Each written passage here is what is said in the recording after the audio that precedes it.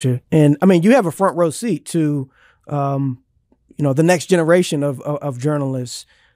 What stands out about them, and how do you think that they're going to approach the issue of race, when they enter the I mean, I workforce? think that we have really, I mean, at Columbia, we've distinguished ourselves for a long time, with the caliber of our students and the caliber of our graduates. I think that students are generally more aware of the social fault lines. Having lived through the pandemic and seen who was most affected by the pandemic, and having seen the kind of toll of economic inequality and a whole array of very pressing matters.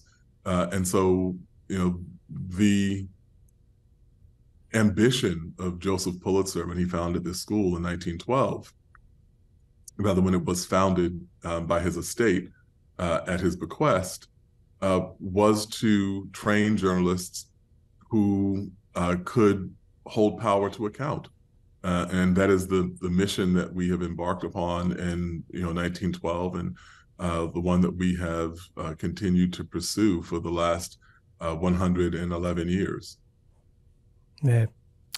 What do you say to people who say, there's a lot of research out there about some of these disparities that we see, and the history of these disparities, but not a lot of solutions?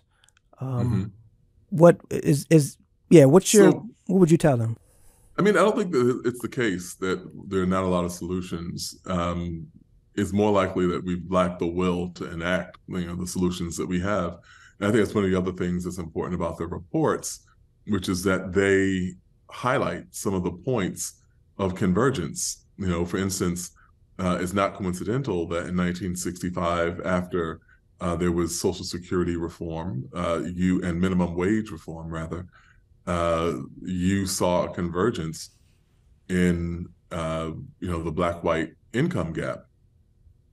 And the fact is that minimum wage laws had excluded categories of work that African Americans were largely clustered in. And when that changed, it had a huge impact on the lives of millions of people. And so I think there's, combing through those reports, there's moment after moment after moment like that. But what we have generally lacked is the sustained will to enact those kinds of policies and hold on to them.